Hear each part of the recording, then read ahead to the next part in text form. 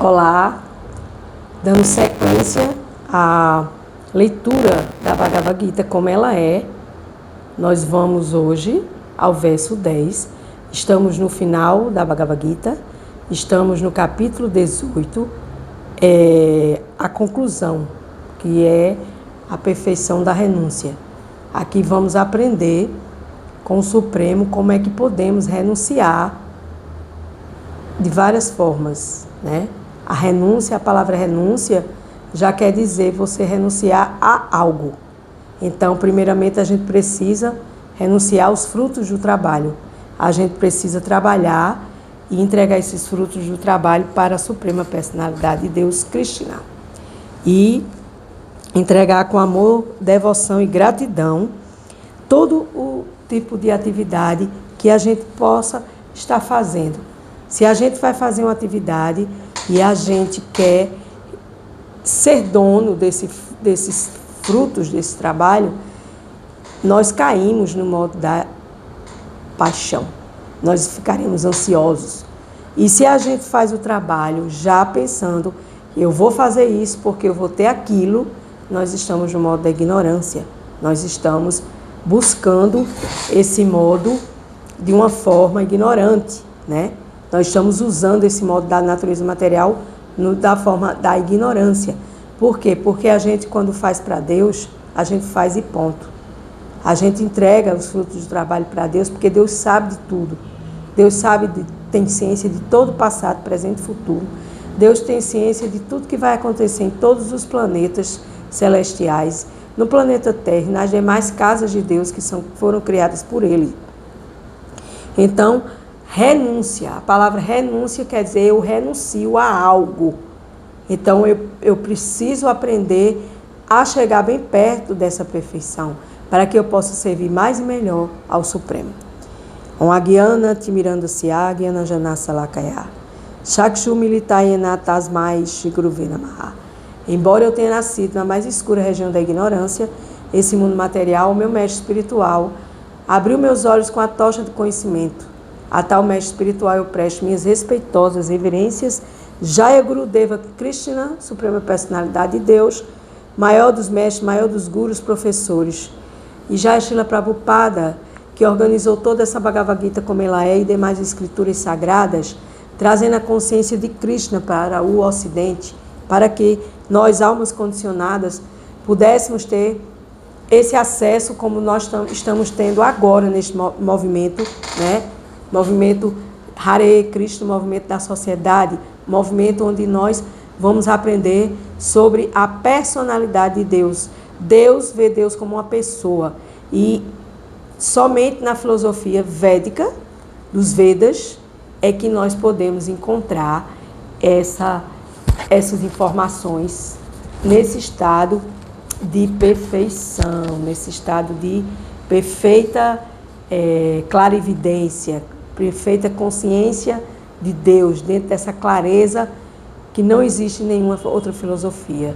Apenas na filosofia védica mostra Deus como uma pessoa suprema com seu lado pessoal e mostra também o lado impessoal de Deus, o lado que é da criação impessoal.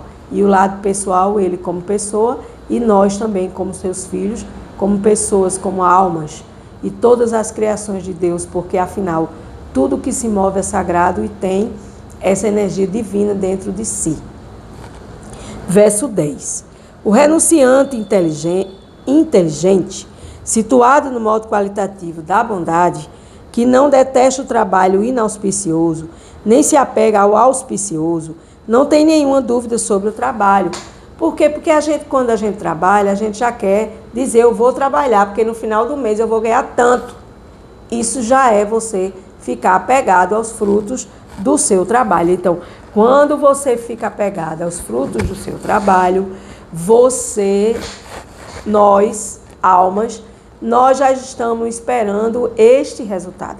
Então, nós já estamos neste modo qualitativo da paixão e da ignorância. Então, quando a gente trabalha e a gente entrega o nosso trabalho à Suprema Personalidade de Deus, nós não nos preocupamos com nada que venha acontecer, até mesmo Se você trabalha e se você algum dia vem a ser demitido do seu trabalho ou acontece alguma catástrofe, alguma coisa maior, você logo entrega o seu caso a Deus. Ah, eu tenho fé em Deus. Prove que você tem fé em Deus. Porque a fé é uma prática diária. A fé é todos os dias, né? Um dia sim e 8 não. Então, para que você tenha fé no Supremo, você precisa praticar essa fé diária.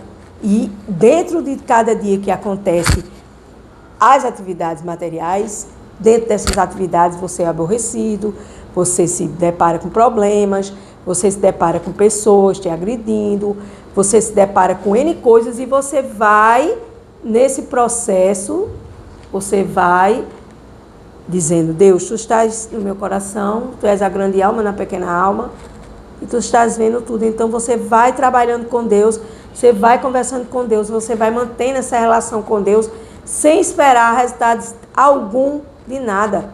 Né? Como diz aqui, você não pode detestar o trabalho que não é auspicioso. O que é auspicioso? Feliz. Né? A palavra auspiciosa é uma palavra traduzida da linguagem sânscrita, eu acredito, e não tem tradução para o português. O que é uma coisa auspiciosa?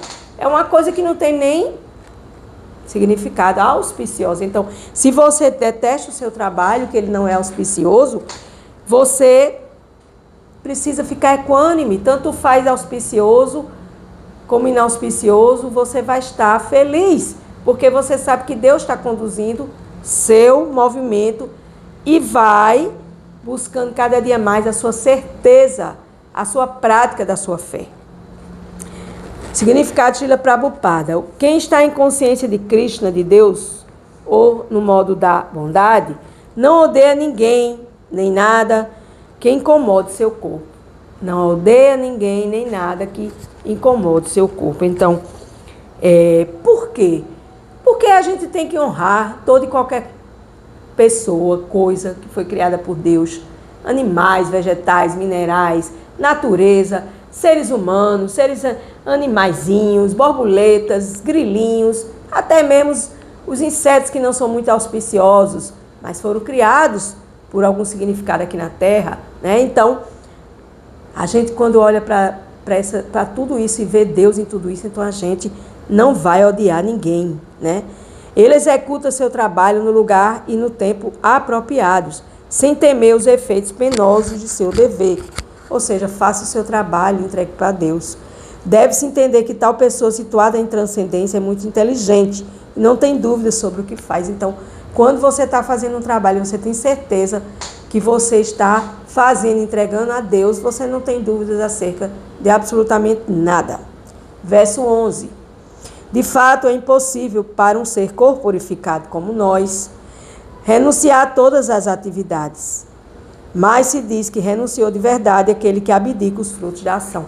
Por quê? Porque a gente sempre está, a mente da gente está condicionada sempre a fazer algo, a gente esperar algo em retorno. Né? Mas Jesus já diz, não saiba a tua mão direita o que faz a tua mão esquerda. Na Bíblia ele fala isso, então Jesus quer dizer o que com isso? Que você não faça e entregue para Deus e não queira resultado de absolutamente nada. Mas a gente não consegue fazer isso, porque a gente está acostumado a viver condicionado. Como 1 mais 1 é 2, então se eu fiz 1, eu vou ter que ter mais 1 para dar 2, né?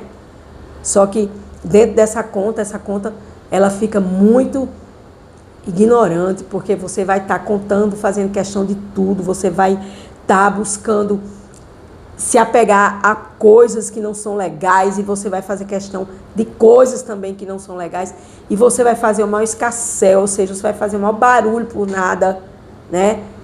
E na realidade, às vezes a gente olha mais para os defeitos dos outros do que para os nossos, aponta mais o dedo para o outro do que para nós mesmos.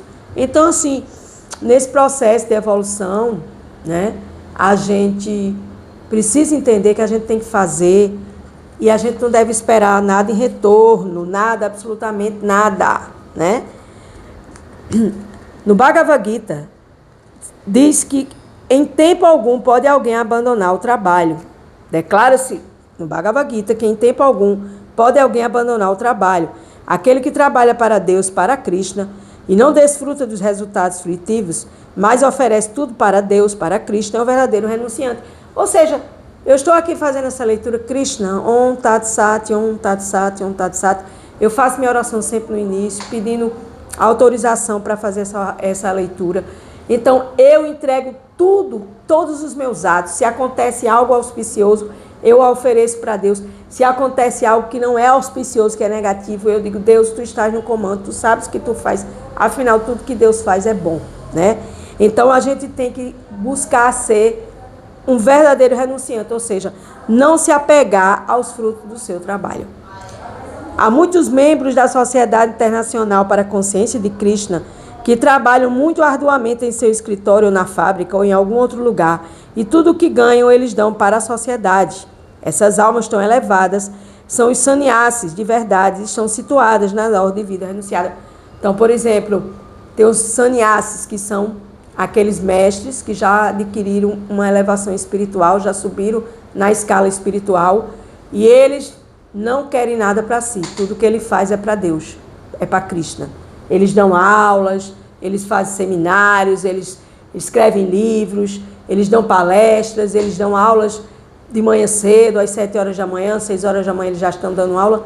E tudo que ele faz é para propagar a consciência de Krishna, para propagar a consciência de Deus, para que mais e mais almas tomem consciência de Deus, porque existem duas coisas que nós não devemos esquecer, já diz Srila Prabhupada. A primeira é sempre se lembrar de Deus e a segunda é nunca esquecer de Deus. Mas renuncie aos frutos do trabalho, porque na realidade você não faz absolutamente nada. Quem faz é Deus, porque Deus está no seu coração e Ele está comandando você. Verso 12. Para quem não é renunciado, as 3 espécies de frutos da ação, desejáveis, indesejáveis e mistos. Então, existem 3 frutos da nossa ação: os frutos desejáveis, os frutos indesejáveis e os que são mistos. Regerminam após a morte, ou seja, tudo que eu faço nessa vida vai me ajudar numa próxima vida e vou ter créditos para quando eu sair deste corpo terreno material, eu vou ter meus créditos ou meus débitos de acordo com aquilo que eu faço.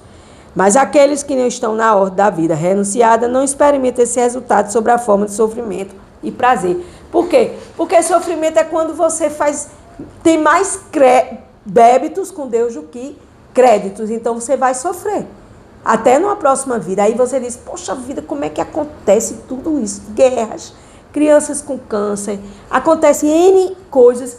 Meu Deus, Deus não está vendo nada disso. Deus não tem nada a ver com isso. Nós é que plantamos o nosso futuro. Se nós estamos hoje aqui na Terra e nós estamos plantando sementes do bem, com certeza a lei da causa e efeito vai nos dar o bem na próxima vida. Mas se a gente passa um bocado de tempo aqui na Terra fazendo só coisas inauspiciosas, coisas negativas, com certeza você vai achar que você faz um monte de coisa errada, aí você chega na hora da morte, vem um padre da extrema unção e você vai para um paraíso. Não é bem assim. Mas é melhor ter um padre dando extrema unção do que você não ter um padre fazendo uma oração por você. Mas é sua alma e seus créditos piedosos ou seus débitos kármicos que vão lhe dar uma nova vida no futuro. Quem está em consciência de Krishna, de Deus, que age com conhecimento de sua relação com Krishna, está sempre liberto. Porque quando a gente entrega tudo para Deus, a gente se liberta. Quando a gente não entrega, a gente se enreda, a gente adoece, a gente fica pirado, a gente fica louco, a gente toma remédio, né? Por isso, após a morte, ele não precisa desfrutar ou sofrer os resultados de seus atos. Por quê? Porque a cada um é dado segundo vossas obras, já diz Jesus. Certo?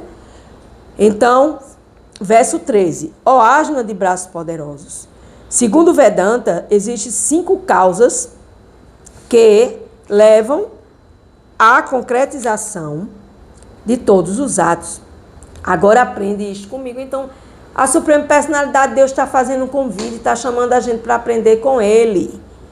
Então, o que ele está querendo dizer? Vamos ouvir o significado de Srila Prabhupada. Talvez alguém pergunte, tendo toda a atividade uma lei de causa e efeito ou uma reação, como o devoto em Krishna em consciência de Deus, de consciência de Krishna, não sofre nem desfruta das reações do seu trabalho. Como é que isso acontece, né? Se a gente faz um trabalho, a gente quer ter os frutos desse trabalho, mas a gente sofre em querer esses frutos desse trabalho, isso é uma pergunta. Se o Senhor cita a filosofia Vedanta dos Vedas para mostrar como isso é possível, e diz que há 5 causas para todas as atividades e para obter êxito em toda ação. E o Senhor aqui está dando um prato cheio de informação para nós, almas condicionadas, sendo necessário considerar essas 5 causas, né? Então, a gente precisa aprender e estudar a árvore do conhecimento chamada de Sankhya, a filosofia Sankhya. E o Vedanta, que é dos Vedas, é o ramo mais alto dessa árvore, aceito por todos os principais fundadores e membros e mestres. Por quê? Porque toda a árvore do conhecimento leva a você se elevar. Se eleva a esse galho mais alto dessa árvore, né? E assim, portanto, devemos observar essas escrituras sagradas e estudá-las para que a gente possa obter essa libertação. O controle definitivo está a cargo da superalma, ou seja, a grande alma na pequena alma. Deus está no meu coração como a grande alma na pequena alma. E assim se declara, Deus ocupa todos em certas atividades, fazendo-se lembrarem-se de suas ações passadas. Por quê? Porque a gente é controlado por Deus. Por isso que eu acabei de citar algum tempo atrás. Por exemplo, como é que uma criança já nasce com câncer? Como é que uma criança já nasce com câncer, né? Então, pelas suas ações passadas dessa alma, né? E essa alma, ela está nesse corpo hoje que está doente com câncer, mas ela precisa resgatar todo esse movimento, né? De libertação. Então, para isso, a gente tem que estudar a filosofia da árvore do conhecimento, né? E buscar esse ramo mais alto desta árvore para que a gente entenda todas essas atividades que a gente não entende por falta de conhecimento, né? Nós somos muito ignorantes, a gente não tem conhecimento nenhum, né? Então, assim, a gente precisa que Deus nos lembre das nossas atividades passadas através da lei do karma, né? E assim, conscientemente, através dessas atividades que são realizadas sob a orientação de Deus, nós vamos internamente produzindo uma reação nesta vida, porque toda ação passada, há 5 minutos atrás já é passada. Se eu cometi uma ação passada, 5 minutos atrás, que não muito positiva, vai ter uma reação negativa 5 minutos depois, né? Então, se não produzem esses efeitos aqui agora nesta vida, a gente vai carregar eles para após a morte. Por isso que na próxima vida a gente vê pessoas boas que nascem boas e que sofrem desde que nasceram. Porque isso se deve a seus atos pecaminosos de vidas passadas. Então a gente precisa entender essas causas desses nossos atos passados, chamado causas kármicas, e aprender aqui na Bhagavad Gita, juntamente com a explicação de Srila Prabhupada e com o verso de Shri Krishna, a Suprema Personalidade de Deus. Com gratidão eu encerro mais um dia da Bhagavad Gita.